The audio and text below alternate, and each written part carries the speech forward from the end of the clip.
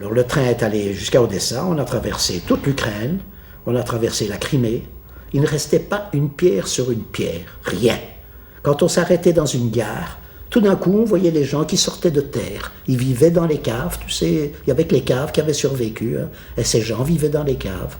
Et alors le train s'arrêtait parce qu'on devait avoir des boissons chaudes ou du ravitaillement. Il s'arrêtait dans les gares et alors on nous donnait du ravitaillement.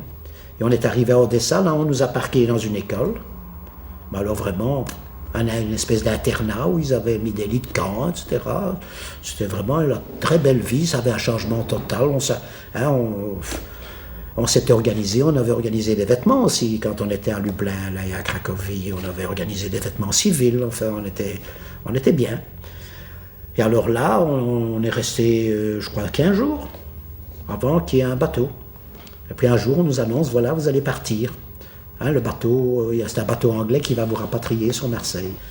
Et quand on est arrivé à Marseille, le port était noir de monde. Mort, des millions de gens s'étaient amassés sur le port. C'était les premiers prisonniers qui revenaient des camps. Pas seulement des camps de concentration, mais des camps de soldats aussi, des camps militaires. Alors ça, c'était extraordinaire. Et là, on a été pris en main par les Américains. Et les Américains, qui nous ont tous passés au DDT, tu sais, ils soufflaient du DDT dans les manches, dans les pantalons, partout, on avait du DDT. Ils avaient l'angoisse, tu sais, des poux. Et on n'en avait pas, tu t'imagines, on était tout propre, on avait les uniformes flambant neufs, on était beaux comme je ne sais quoi.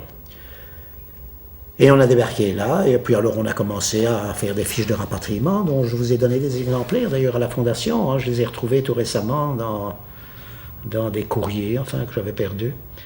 Alors j'ai les différents papiers qui m'ont servi de papier de démarche en cours de route. Et alors là, on a été reçus, les prisonniers politiques ont été reçus, et surtout ceux qui étaient juifs, ont été reçus par la communauté juive de Marseille. Et tous les parents venaient, les parents de déportés venaient pour nous demander des informations. On ne savait pas quoi dire, on ne savait pas quoi raconter, c'était vraiment trop affreux.